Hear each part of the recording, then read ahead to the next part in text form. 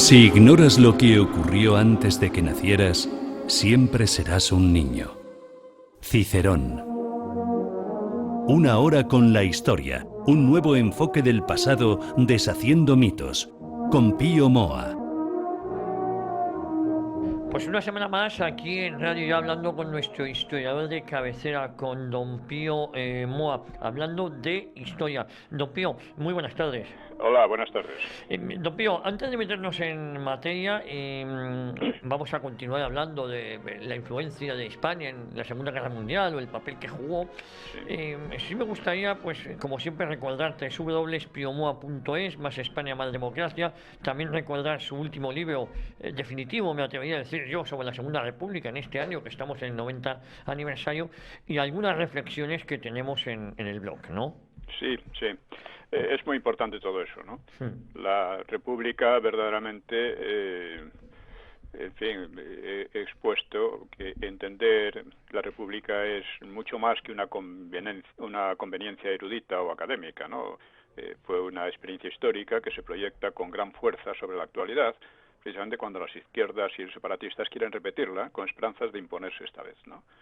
Y es muy interesante ver el proceso que llevó al 14 de abril, o sea, cuando se instaló la República, del 31, y ver cuál fue el papel de los intelectuales, de los militares, de Azaña, de Alcalá Zamora y Maura, del PSOE, de Alfonso XIII y sus consejeros, en especial romanones, y plantearse si puede ocurrir algo parecido. Claro, pues no es nada imposible que se repita algo así. No es nada imposible porque estamos viendo una serie de cosas que recuerdan demasiado a aquello. Si no fuera por la mitificación sistemática de la Segunda República que llevamos sufriendo más de 40 años, pues el conocimiento de ella pues solo tendría un valor erudito, ¿no?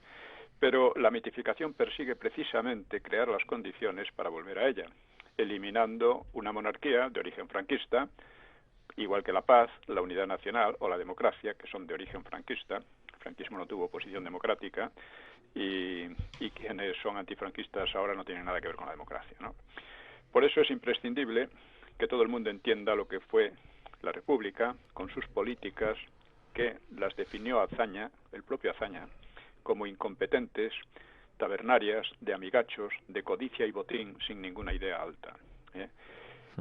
Y ahí está el peligro, porque una república no es por sí misma descartable, pero el precedente nos obliga a enfocar la cuestión con ideas claras, ¿no? Sobre todo cuando vemos a unos republicanos actuales que son idénticos a aquellos que Lerroux definió como trepadores intrépidos, sin saber ni experiencia, ni fe, ni prestigio, nada más que esa audacia tan semejante a la impudicia que suele paralizar a los candorosos y de buena fe.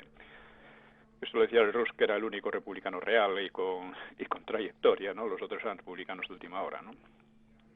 Pasa como con los antifranquistas, que no es que lo sean de última hora, es que lo son de mucho después del franquismo. Bueno, y ahora tenemos dos cosas. Unos estafadores en el gobierno, con mucho poder, que piensan en eliminar la monarquía, y unos monárquicos deseosos de olvidar su origen y vivir sin raíces en el vacío. Porque la república llegó en gran medida precisamente por los monárquicos. Fue una especie de autogolpe. Y aquí tenemos que este gobierno está empeñado precisamente en ir socavándola a fondo, ¿no? La profanación de la tumba de Franco fue la primera gran agresión a la monarquía. Una verdadera patada a la entrepierna de Felipe VI, de la que el rey y los suyos han fingido que no se enteraban. Y alguno ya ha hablado hasta de liquidar físicamente al monarca, y ha sido ascendido en las filas de la gobernanza, tal Santiago, sin que tampoco se dé casi nadie por enterado. O sea, y esto recuerda demasiado a aquellos monárquicos dudosos de su propia legitimidad que en 1931 despreciaron a sus propios votantes porque habían ganado las elecciones municipales y regalaron el poder a los trepadores intrépidos, con lo cual contribuyeron a las tragedias posteriores. Esto además tiene mucha relación con la democracia. O sea, Franco quiso la monarquía porque pensó que era un elemento de continuidad histórica y también de cierta estabilidad política, ¿no? Entonces, en fin, tenemos ahora la ley de memoria histórica que va en la misma dirección. Y vamos a ver, el otro tema que he tratado, porque es un tema de fondo, es este, otro tema que he tratado bastante es el de, ¿cómo diríamos? El de temas también, digamos, literarios. Literarios, ¿no? La Sí, última novela. que es muy importante, la última novela, y también una cuestión que es también muy directamente histórica, que es o sea, lo que significó Vizcaíno Casas. Es decir, Vizcaíno Casas, eso tiene mucha importancia, porque lo que hizo en definitiva fue demostrar que en momentos en que se estaba tratando de olvidar y de denigrar al franquismo, seguía habiendo una gran masa de españoles que no pensaban así. Y que sigue existiendo, y puede ir a más. Entonces, ¿por qué eso, sin embargo, no se transformó, no dio lugar a una opción política? O sea, la opción política que en definitiva había dejado bien clarificada Torcuato Torcuato Fernández Miranda, Sí. con el referéndum del 76, que partía del reconocimiento de la legitimidad histórica del franquismo. Bueno, entonces, digamos que lo que hacía precisamente Vizcaíno Casas, es decir, sí, vamos a la democracia, pero partiendo de esta realidad histórica, claro, y no inventándonos otra cosa. Bueno, pues ahí eso no se transformó porque la derecha no adoptó una política consecuente con ello. Al contrario, cada vez más se pareció a la política de la izquierda y de los separatistas. Y así hemos llegado a lo que hemos llegado. Y claro, lo mismo pasa un poco con lo que nosotros estamos haciendo aquí y en otros momentos, que no acaba de transformarse en una política determinada. Ahora mismo hemos visto cómo Vox ha cometido el error, a mi juicio, de expulsar a personas que defendían el franquismo. Oiga, ¿por qué no van a defender el franquismo? El franquismo puede defenderlo, puede atacar quien quiera en una democracia, pero aquí hay una cuestión importante: quienes lo atacan tienen que valerse de una ley liberticida, y ni Vox ni nadie debería aceptarlo, claro, porque es una ley que va contra la democracia, la ley de memoria histórica, y tienen que basarse en esa ley, porque en un debate democrático, un debate libre, no podrían sostener sus versiones.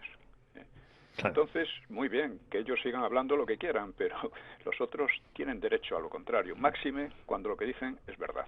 Claro. Bueno, pues esto es otro aspecto muy importante de esto, porque lo de Vizcaíno Casas es en relación con temas literarios que he tratado también en la relación entre Baroja y Cela, a partir de o sea, el contraste entre Baroja y Cela, que son quizá los novelistas más importantes del siglo XX, españoles. Y es muy importante porque escribieron unas memorias en que cada uno se retrata de una manera muy diferente. Esto no lo voy a tratar ahora, pero invitaría a leerlo, ¿no? A leerlo, sí, a nuestros autores. Sí, sí. He tratado otro tema que es el feminismo, ¿no? Con el título Tiempo de Tiorras. O sea, Unamuno creó el neologismo tiorras para describir a las mujeronas chillonas y desgreñadas que solían agitarse en las manifestaciones del Frente Popular. A veces las capitaneaban, gritaban consignas como hijos sí, maridos no. Ahora se han vuelto más finas, se cuidan y se arreglan mucho. Lo de los hijos ya no les hace gracia, prefieren el sacramento del aborto, como le llaman. Y sus consignas son más variadas, como fuera los rosarios de nuestros ovarios, la iglesia que ilumina es la que arde, contra el Vaticano, placer clitoridiano, contra el capital, placer anal, soy lesbiana porque me gusta y me da la gana, mujer libre, linda y loca, sobre todo loca, o sea, y borracha. Y borracha, muy loca y muy borracha, sí. El Papa no nos deja comernos las almejas y cosas por el estilo, ¿no? Ahora, son consignas que delatan un extravío que ya no moral, sino mental, ¿no? Y de modo más obvio que el llamado pensamiento feminista, que es un chiste, ¿no? Ahora, las tiorras han llegado al poder, y claro, hay que preguntarse cómo ha sido. Pues dicen que por una revolución, que están haciendo una revolución. Dicen, no han tenido que asaltar nada, no han tenido que hacer casi nada excepto parlotear y chillar. han podido expresarse sin trabas y abusivamente en los medios de masas del patriarcado, como les llaman. Se les ha entregado ese poder con el que podrán abortar a mansalva, comerse las abejas, perseguir a la Iglesia, sacar leyes demenciales anticapitalistas y antipatriarcales, perseguir las libertades ajenas, delinquir y encubrir delitos, como por ejemplo lo que ha estado pasando en las Baleares, con la corrupción de menores y tal, provocar con las tetas al aire contra sus espejismos. Son mujeres, dicen ellas, libres e insumisas. Eso sí, bajo la batuta de un doctor fraudulento y de un coletas aficionado al lujo en el gobierno actual. O sea, es un tiempo que ya dura mucho, de tiorras, ¿no? Bueno, uno de los temas más idiotas descubiertos por el feminismo es el de la testosterona como causante de los males de violencia y opresión, y de los que ya sacan provecho haciéndose las víctimas. Ahora, una tiorra socialista en Portugal quiere ilegalizar al partido Chega. Chega eso significa basta, y se parece a Vox. Dice, porque no le gustan sus ideas. Y otra, del mismo estilo, incitaba a asesinar a los votantes de Chega.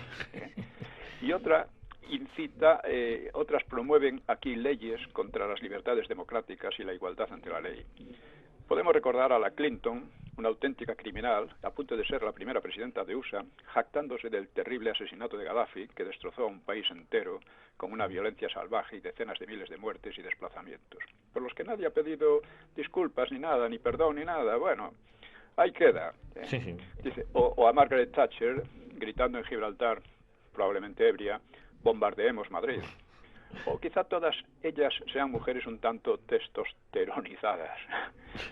Ayudaría a entender el asunto una recopilación de las muchas tropelías, actos despóticos y violencias que han venido cometiendo desde un poder que vienen conquistando, entre comillas, de la forma dicha. Porque quienes hacen estas leyes al final han sido patriarcas, han sido tíos, ¿no? Bueno, pues este es otro tema que es importante tratar porque está definiendo un poco la situación actual, la situación social actual, ¿no? He tratado también la cuestión de Gibraltar, porque, entre otras, ¿no? También el catolicismo cultural y tal, ¿no? Entre otras porque, dice, la injerencia inglesa en España llega a tal grado que inspira directamente la política exterior española a través de instituciones como el Real Instituto Elcano, dirigido por Charles Powell, que es un agente directo de la política de Londres, o por la influencia privilegiada oficiosamente del hispanófobo y fanático antifranquista Paul Preston, al que se le rinde mucha pleitesía en la embajada y cosas así, ¿no? Y se le da muchísima promoción. Bueno, este Instituto Elcano es también un órgano de intromisión en la política interior de España, recomendando, por ejemplo, el voto al PSOE en las elecciones pasadas, o callando ante el proceso separatista catalán y sus proyecciones propagandísticas internacionales, que son muy fuertes.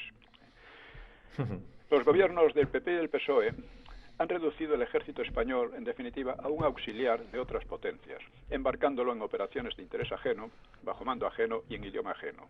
Es difícil imaginar una mayor abyección. Bueno, una de estas potencias ajenas es Inglaterra, por supuesto. Hay que decir que España no tiene otra amenaza exterior real que las aspiraciones de Marruecos sobre territorios españoles.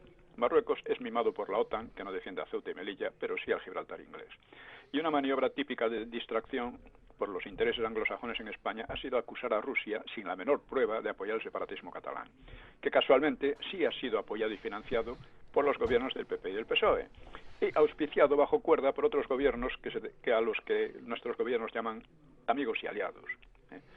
Los problemas internos o de democracia en Rusia no son asunto de España, máxime cuando la democracia española solo se puede calificar hoy como de pandereta, ¿no? Tampoco es asunto de la OTAN, que se lleva perfectamente con las democracias saudí y marroquí. La marroquí nos interesa mucho, porque España no tiene ningún conflicto con Rusia, sí lo tiene en cambio con Inglaterra y lo puede tener con la monarquía marroquí. Además, el conflicto con Inglaterra es nada menos que la invasión de nuestro territorio en un punto estratégico clave. No obstante lo cual, los gobiernos PP y PSOE se declaran amigos y aliados de la potencia invasora. Claro, y es el gobierno español el que está provocando a Rusia por orden o por interés de Londres y Bruselas y no a la inversa. Y con ello España se pone en el punto de mira de los misiles rusos y da pie a posibles réplicas políticas de Moscú. Gibraltar es mucho más que un peñón y una base militar. Puede decirse que España ha sido convertida en un inmenso Gibraltar por los gobiernos del PP y del PSOE. Esto es otro tema. Y hablando, en fin, un poco de literatura, que es otro de los temas que he tratado, pues algunos lectores me comentan cuestiones sobre las novelas estas que he publicado, que son parte de una trilogía. Solo he publicado 2 hasta ahora, Sonaron gritos y golpes a la puerta y 4 perros verdes, ¿no? Bueno, pues, como decía, Sonaron gritos, pues corresponde a un tiempo épico con P, debido a la radicalidad y la violencia planteada por la historia a la sociedad en aquellos tiempos, 1936 al 46, ¿no? O sea, la guerra civil, la guerra mundial, el maquis, ¿no? Y curiosamente casi nunca ha sido tratado desde ese punto de vista en la literatura de posguerra, es decir, desde el punto de vista épico, o lo ha sido con cierto moralismo de poca enjundia o con costumbrismo cutre, ¿no? He procurado reflejarla desde un punto de vista diferente y casi podría decirse desde el punto de vista de la lucha por la vida. En cuanto a 4 perros verdes, la época es radicalmente distinta, no se vislumbra un peligro de guerra, los problemas son más variados, son menos acuciantes, los estudiantes más inquietos discuten sin ver en los temas que trata pues una cuestión de vida o muerte inminente, ¿no? Como pasaba en el 36, ¿no? Salvo por las circunstancias internacionales en las que el comunismo avanzaba con fuerza asombrosa en aquellos años 60 y el capitalismo parecía estar corroyéndose desde dentro. Son cosas un tanto olvidadas que no deberían serlo, porque de allí vienen muchos fenómenos actuales. También dije que, bueno, este comentario dio lugar a otro comentario de otra persona que pues explicaba que para él encontraba una épica también en Perros Verdes, ¿no? Más o menos decía así, a ver que lo lea. Dice, contra algunas opiniones, incluso suyas, o sea, mías, dice, yo creo que 4 perros verdes tiene también un contenido épico, no solo por la aparición del fantasma, bueno, es un personaje que aparece ahí procedente de la guerra en Rusia, o la de la ETA, que es anacrónica, porque sí, empezó en el 68 y la novela es en el 67, ¿no? O con sus residuos épicos de tiempos anteriores, ¿no? En 1967 hacía casi 30 años de la guerra civil. Me refiero a que describe de manera magistral los esfuerzos y luchas internas de unos jóvenes por aclararse la vida que para ellos empieza. Este es un gran tema y yo encuentro en él una épica especial. El otro día, por cierto, en la tertulia de los catedráticos de Es Radio, me sorprendió oír a Gabriel Albiac hablando de un libro de Agapito Maestre y afirmando que los exiliados y la oposición antifranquista por aquellos años, pues que era muy democrática y muy españolista. Incluso hablaba de que se manifestaba bajo amenaza de cárcel y hasta de fusilamiento. Y dice, me quedé flipado, esto sí que era espíritu épico. Me gustaría saber su opinión. Me dice, por cierto, la novela me ha parecido maravillosa, te traslada un tiempo que hoy es irreconocible para los que no la hemos vivido y en el que se gestaban muchas cosas que sí hemos conocido. Bueno, yo le respondí comentando lo de Albiac. Dice, si Albiac dice eso, es que ha perdido bastante memoria. Mucha gente embellece su juventud, porque quizá es la única época en que se sintieron generosos, idealistas e incluso épicos, ¿no? Hasta ahí de acuerdo. Pero todos ellos defendían al Frente Popular, se sentían o querían sentirse sus herederos. Y el Frente Popular, lo he dicho 1000 veces, porque casi siempre se deja de lado, se componía de totalitarios sovietizantes y de separatistas. ¿Qué tenían de demócratas y de patriotas? Absolutamente nada. El propio Azaña se lamentaba. Dice, a casi nadie entre nosotros le importa la idea de España. Y eso en plena guerra. Sí. O sea, yo creía que Albiac había cambiado desde un izquierdismo embrollado al Althusser, ¿no? Sí. El francés, ¿no?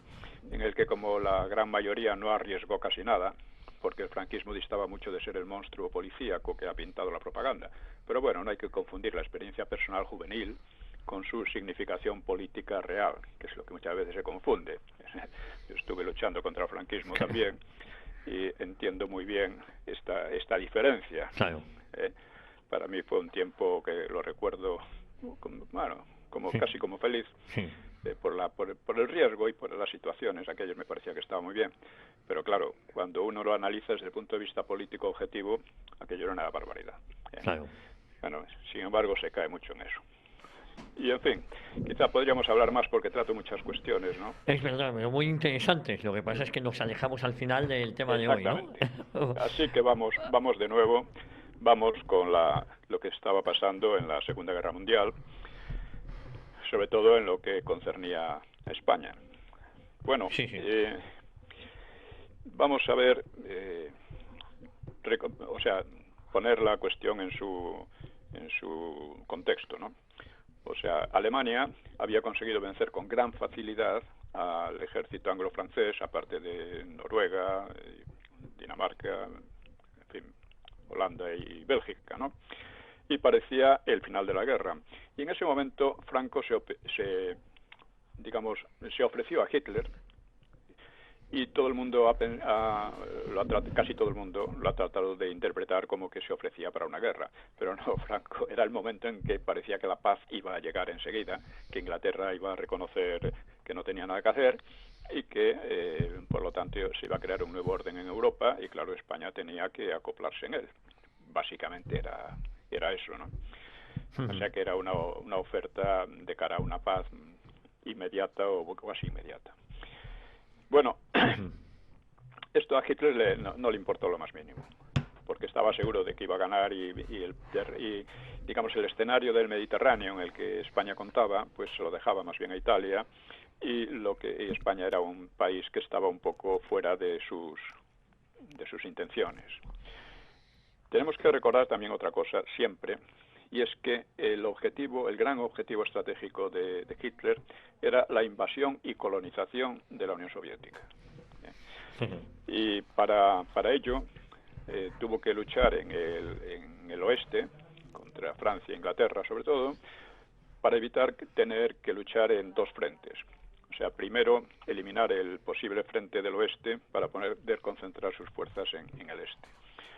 No lo consiguió, porque Inglaterra decidió resistir, Churchill, ¿no?, aunque estuvo a punto de aceptar la paz que ofrecía Hitler, y entonces las cosas empezaron a cambiar. Para Franco, evidentemente, aquello ya o sea, como cuando vio que no iban a invadir Inglaterra, dijo, bueno, aquí eso va a ver una guerra larga, ¿no?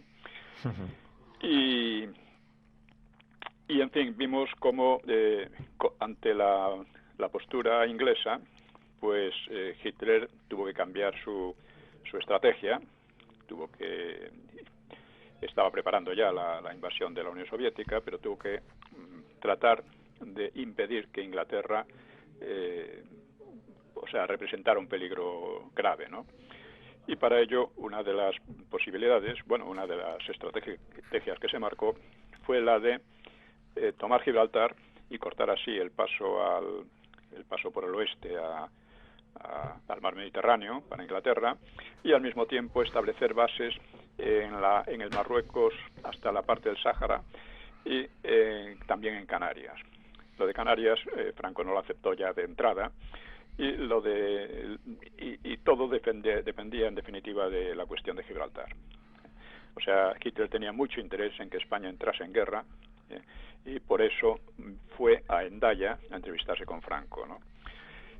Allí trató de convencerle de que Inglaterra estaba prácticamente vencida, lo único que tenía que hacer era pues aceptarlo, y que un punto muy importante para ello era la toma de Gibraltar. Pero como Franco le señaló, sí, la toma de Gibraltar era muy importante, pero si no se cerraba Suez, la importancia era mínima. Y por otra parte, Inglaterra no iba a reconocer su derrota, porque su política, su estrategia era resistir a toda costa hasta que USA interviniera, porque estaba seguro de que antes o después USA tendría que intervenir. Claro,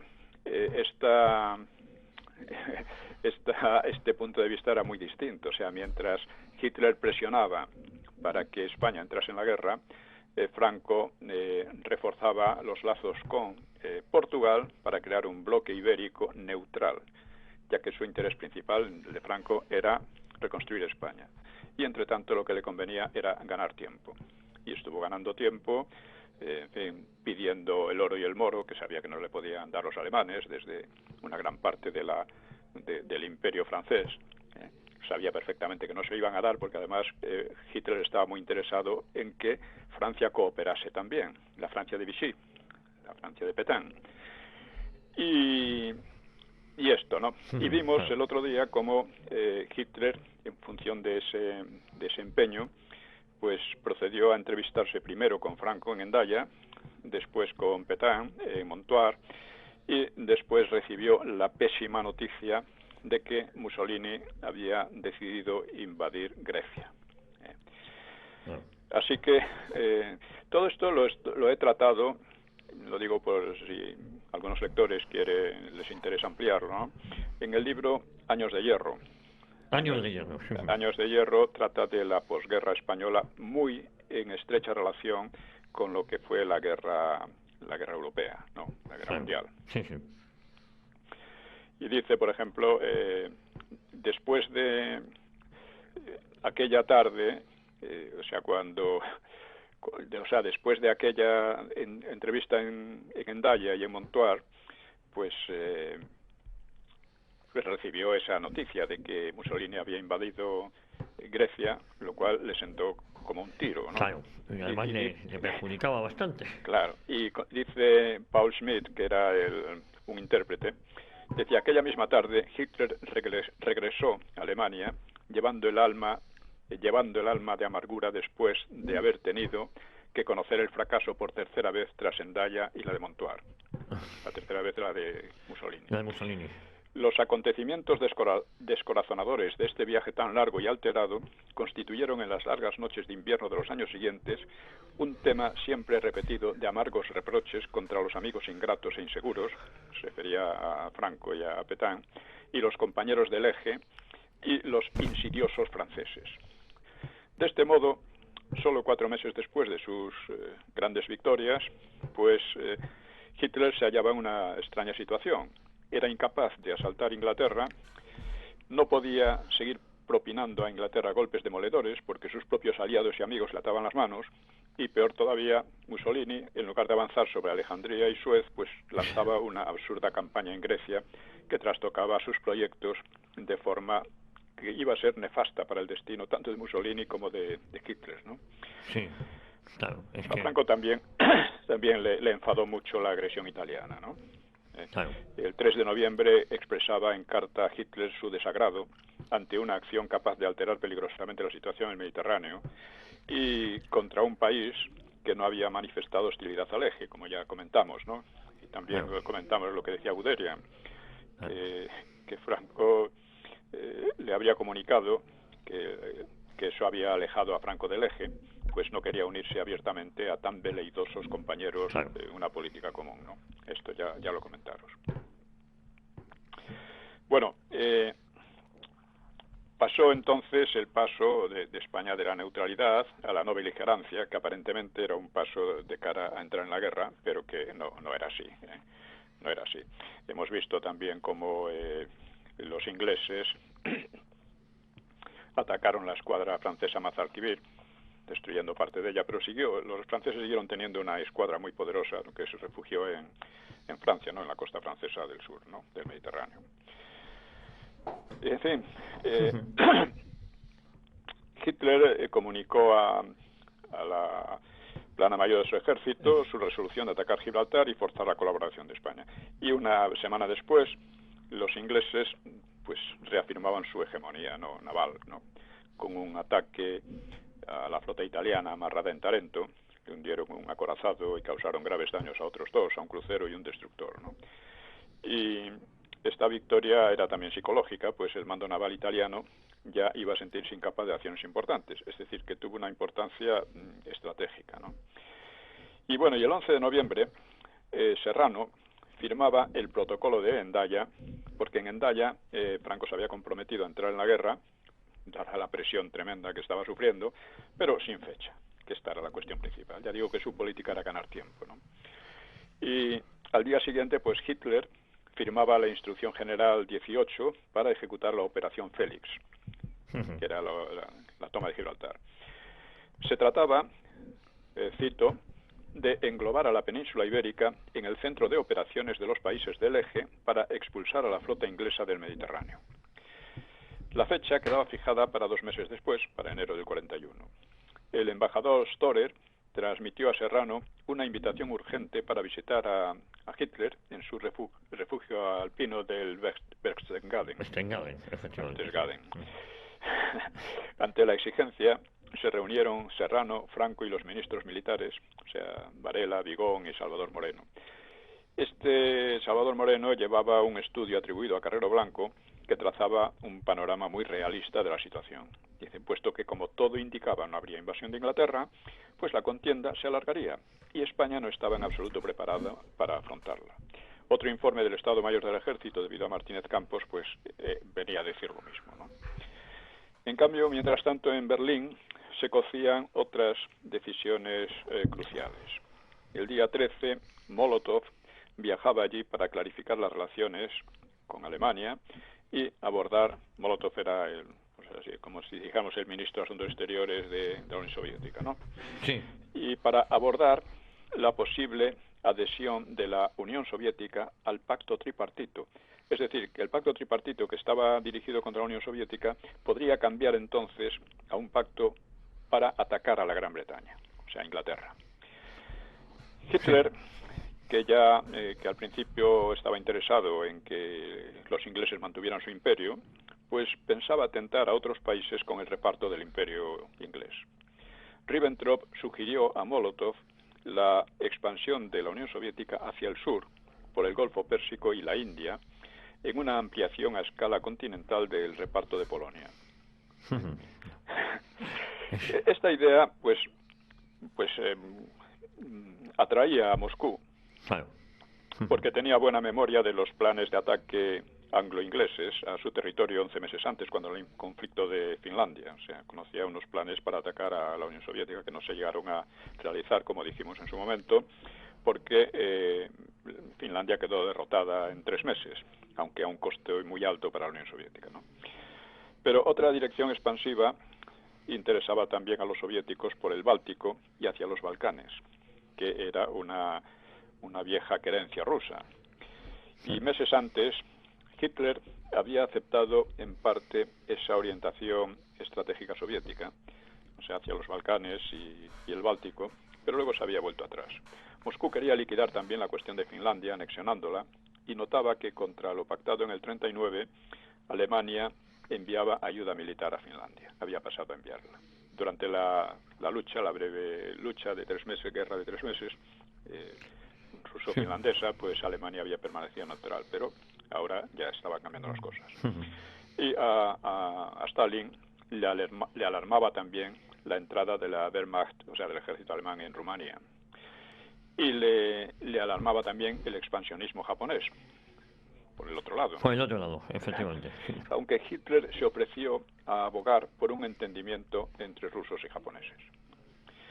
Bueno, las negociaciones terminaron en medio de un éxito aparente y un fracaso real.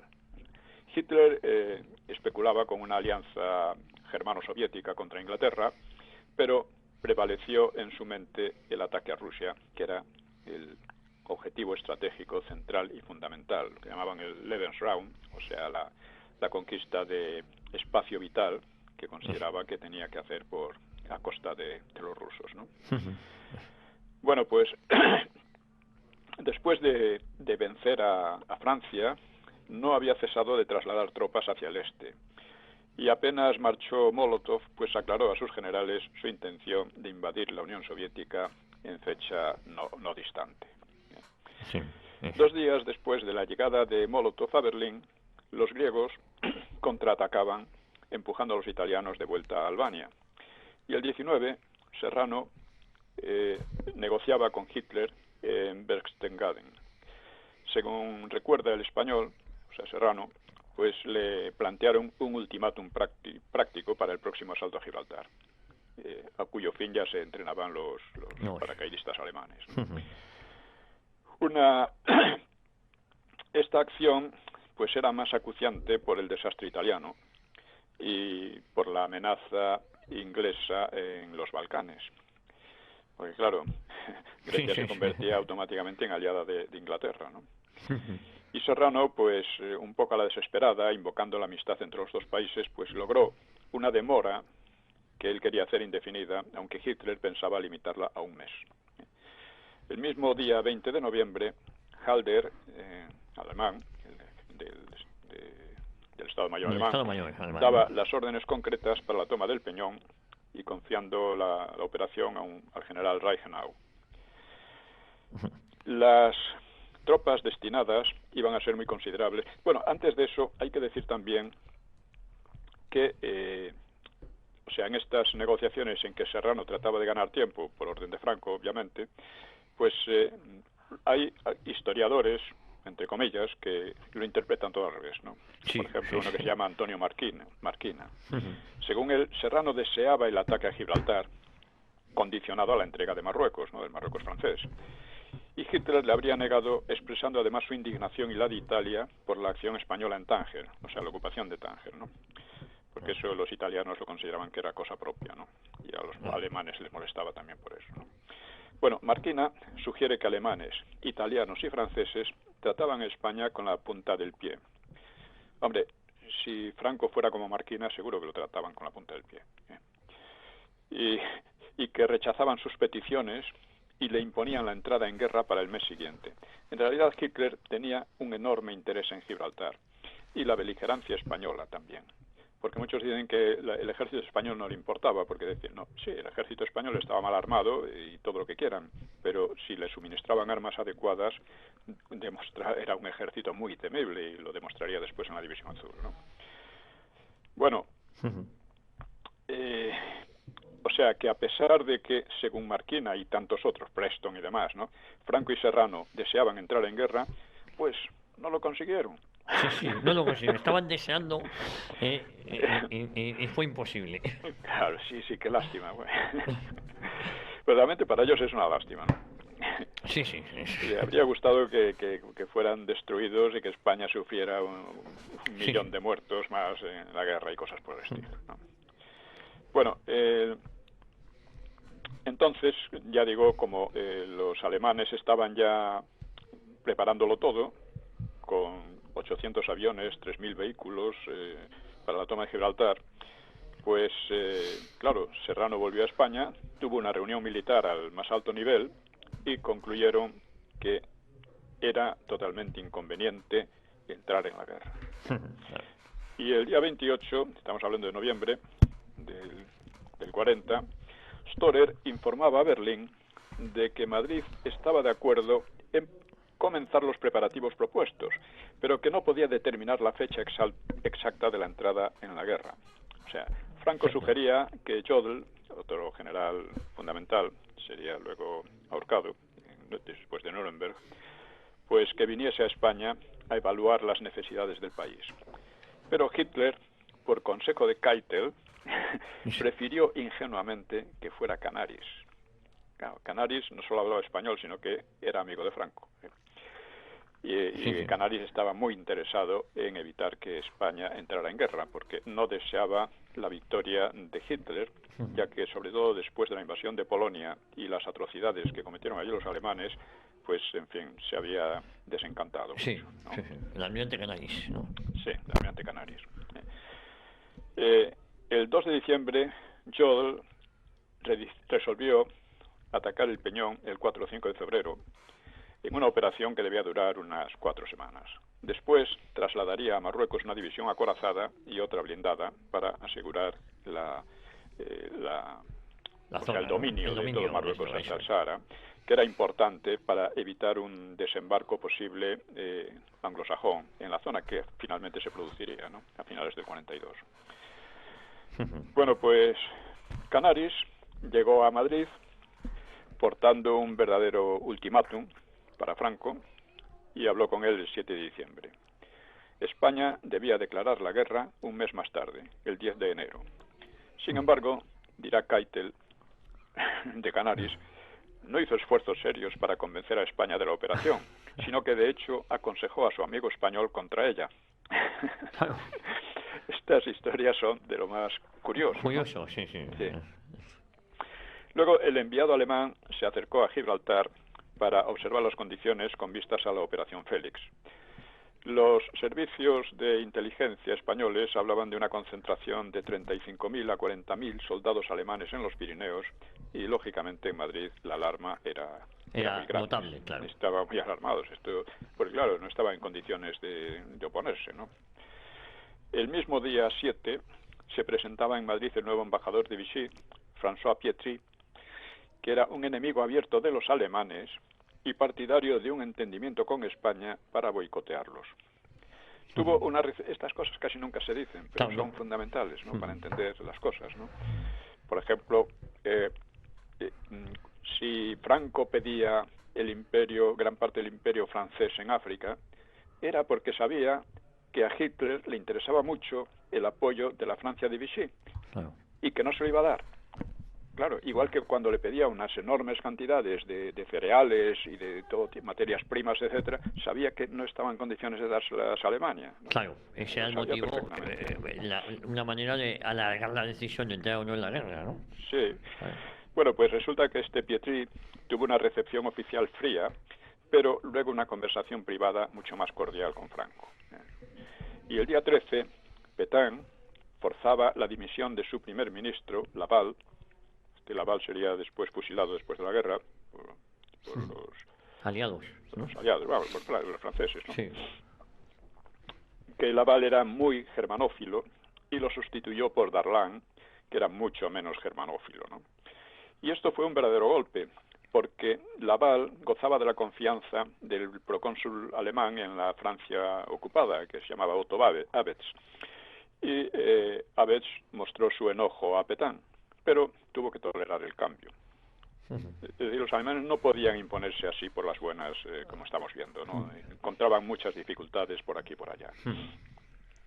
¿Por qué? Pues porque, aunque, por ejemplo, Franco sintiera gratitud hacia ellos por la ayuda que le habían prestado en la guerra civil, pero, claro, temían que Alemania se convirtiese en un país hegemónico en Europa que dictase a los demás su política. Y eso a Franco no le gustaba. No le gustaba ser satélite de nadie. No, ni a Pétain, ni nada por el estilo, ¿no? Y por si fuera poco, pues el fracaso en Grecia, a principios de diciembre, pues el ejército italiano pues volvía a sufrir un descalabro, pero gigantesco, en el norte de África. O sea, en septiembre había penetrado en Egipto, hasta un punto que se llamaba Sidi Barrani, pero entonces se detuvo, con lo cual dio tiempo a sus adversarios a preparar el contraataque. El general inglés Wavell lanzó el 9 de diciembre una incursión sin muchas pretensiones, pero inesperadamente capturó 40.000 prisioneros y 400 cañones. O sea, el objetivo del eje de cerrar el Mediterráneo por Suez se desvanecía.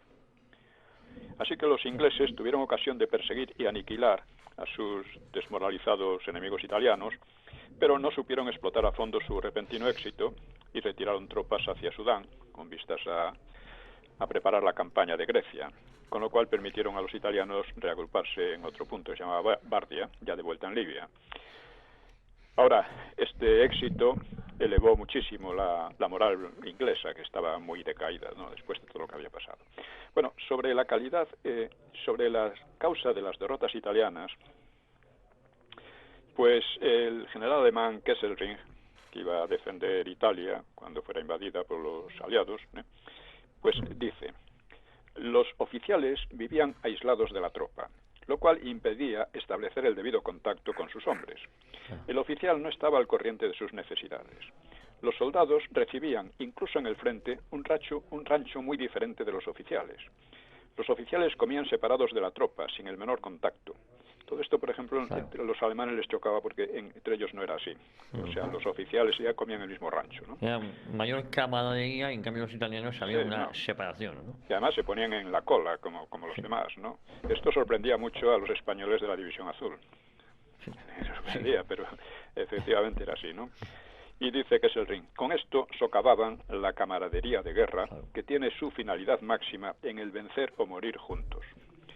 Y estaba también, explica también la deficiencia del armamento italiano.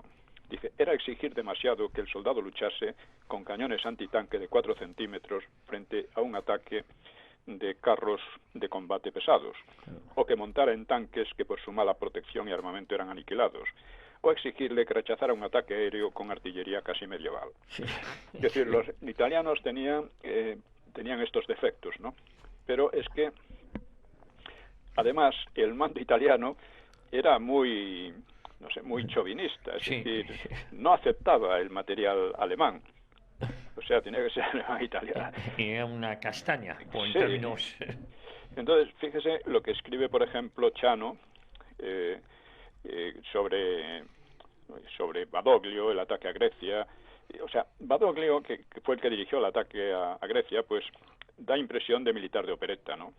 Y Graziani, que era el jefe de los italianos en Libia, pues escribe Chano sobre él. Dice, sus nervios no andan bien desde la época del atentado en Addis Abeba, en Etiopía, ¿no? Abisinia. Dice, en Libia se ha construido un refugio en una tumba romana en Cirene a 20 o 30 metros de profundidad. Dice, está trastornado y no es capaz de tomar decisiones.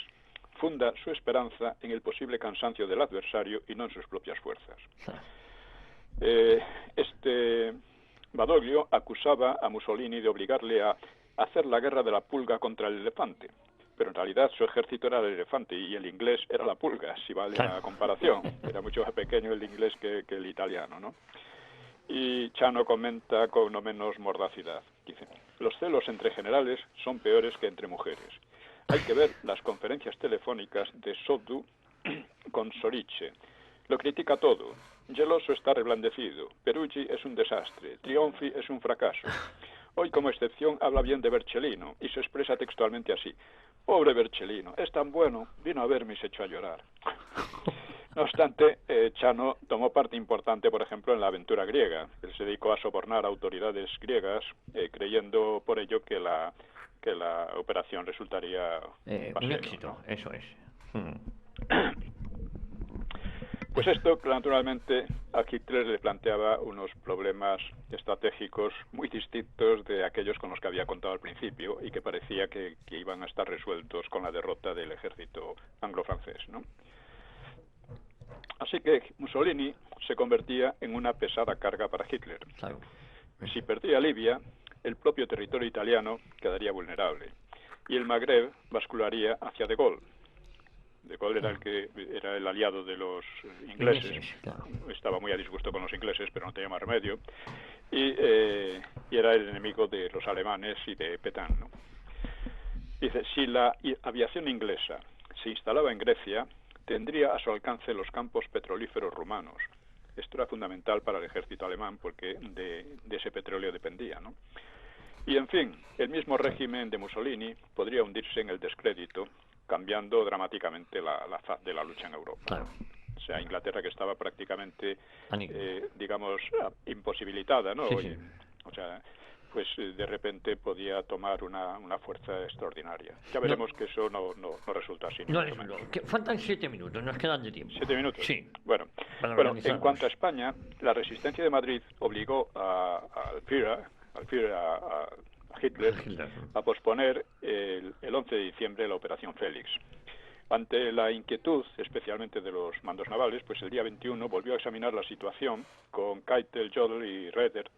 Y entonces los británicos, los ingleses avanzaban en Libia y Grecia y los griegos avanzaban en Albania, con lo cual se creaba una situación muy alarmante.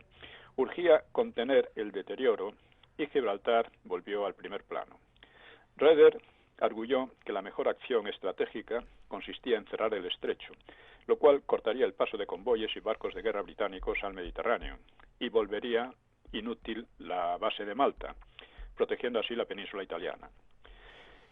Esto, Raeder era el que tenía la visión estratégica más conveniente para todos ellos, ¿no?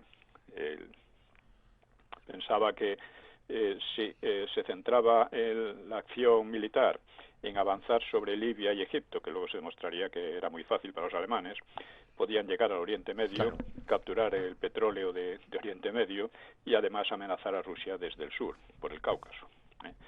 Esto habría... Pero la verdad es que Hitler tenía una visión continental, estaba ya planeando abiertamente Operación volcado Barbaroja, en la ofensiva contra la Unión Soviética, solo a partir de Europa, o sea, de Polonia y demás, y al Mediterráneo le adjudicaba un valor secundario, como lo veía como una diversión indeseada impuesta por los descalabros de su aliado italiano. Y Raeder tenía una visión estratégica más vasta, procuraba atacar, como digo, por el norte de África, Oriente Próximo, hasta Irak e Irán, y apoderarse su petróleo, y con eso quedarían al borde del Cáucaso, con lo cual amenazarían el sur de la Unión Soviética y sus campos petrolíferos. Yo creo que aquella fue la verdadera ocasión en que Alemania pudo haber ganado la guerra, porque Rusia quedaría cogida en una tenaza mucho más amplia desde el sur y desde el oeste, y en aquel momento la ofensiva era muy factible. Incluso con una fracción del ejército alemán, con unas pocas divisiones, podrían haber arrasado a los ingleses, porque así como los ingleses masacraron a los italianos, enseguida demostraron que podían masacrar a su vez a los ingleses, los alemanes, ¿no? Bien, esto lo iremos desarrollando en sucesivos episodios, ¿no? Sí, y también le sería fácil conquistar y asegurar la costa occidental de África frente a una eventual intervención de USA. Gibraltar era un punto clave en esta estrategia. No obstante, ya estaba claro que esa operación implicaba invadir España, y Hitler reculó. En palabras de Keitel, en el proceso de Nuremberg, dijo: no le gustó verse forzado a transportar sus tropas a la fuerza contra la cólera de Franco. Temió una reedición de la campaña napoleónica en un país demasiado grande, demasiado pobre y además bravío. Por lo tanto, mantuvo la operación en suspenso y optó por otros escenarios. O sea, Franco en aquel momento ignoraba estas decisiones, pero con su resistencia había evitado por el momento la invasión del país.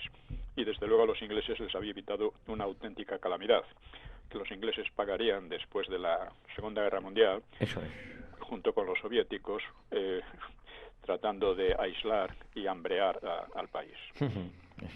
Bueno, esta situación, veremos el próximo día, estaba creando en España problemas enormes y dificultades y vacilaciones dentro del propio régimen. Y es necesario tener esto en cuenta, porque si no, no se entiende bien todo lo... Es igual que al final de la Segunda Guerra Mundial, pues las amenazas de los anglosajones y los soviéticos pues creaban dentro del propio régimen situaciones de fractura, ¿no? Claro. Y aquí pues estaba pasando algo parecido. Similar, ¿no? O sea, los ingleses y los soviéticos, etc. Hay un libro de David Hatto, que es Gibraltar decidió la guerra, que trae mucha información interesante sobre lo que entonces ocurría bajo cuerda, aunque el título es un poco excesivo. Es decir, Gibraltar no decidió la guerra porque, en primer lugar, porque los alemanes siguieron en otra dirección, como hemos visto, y porque el canal de Suez quedó todo el tiempo en manos inglesas. En Hendaya, Hitler estaba interesadísimo en Gibraltar, como pensando también que iba a decidir la guerra. Es más, lo decía así, lo dijo después en cartas a Franco. Pero Franco le contestó que, bueno, si se cerraba al mismo tiempo Suez, sí, pero si no, no. Porque por Suez pasaba el petróleo y las fuerzas y todos los repuestos para el ejército inglés en Egipto, ¿no?, que había penetrado en Libia y dado aquella paliza a los italianos. Pero, sin embargo, fue muy importante. La caída de Gibraltar en aquel momento, que era perfectamente factible para los alemanes, pues habría sido un golpe muy, muy fuerte para Inglaterra, y estos golpes habrían contribuido a que USA no interviniera, porque si USA tenía que pechar con todo y además trasladar tropas por todo el Atlántico, etcétera, es una operación tremenda, muy y en la propia USA el ambiente neutralista de no intervención era muy fuerte. Y si los ingleses no paraban de recibir tortas, pues dirían, bueno, ¿para qué vamos a meternos ahí? Que a lo mejor la recibimos nosotros también. En fin, pues esto ¿Cuánto queda ahora? Nos queda nada, nos queda para despedirnos. Bueno, pues nos despedimos y seguimos. Es muy interesante ver las cosas enfocándolas desde un punto de vista general, porque es como se entienden los detalles. Porque a menudo en las historias que vemos muchas veces se pierden en detalles y se olvida el enfoque general. Efectivamente, porque hay una cosa clara, que yo creo que el régimen de Franco en ningún caso deseaba entrar en la Segunda Guerra Mundial, a no ser que la victoria estuviese asegurada, y esto no parecía fácil, ¿no? Claro, si la victoria estaba asegurada le convenía, porque no, si se quedara al margen, pues iba a sufrir las peores consecuencias, claro. Eso era así. Pues don Pío, lo dejamos aquí, si le parece. Volvemos la próxima semana aquí a Radio Ya, a una hora con la historia, hablando de esto, lo que más nos gusta de historia, y sobre todo viéndolo con la perspectiva y los ojos del momento en que sucedieron los hechos. Exactamente. No se puede juzgar el pasado con los ojos del presente, ¿no? O no se debería. No, es un error, pero se comete muy a menudo, claro. Pues don Pío, le mando un abrazo muy fuerte. Bueno, un abrazo para todos. Gracias. Adiós. Hasta ahora.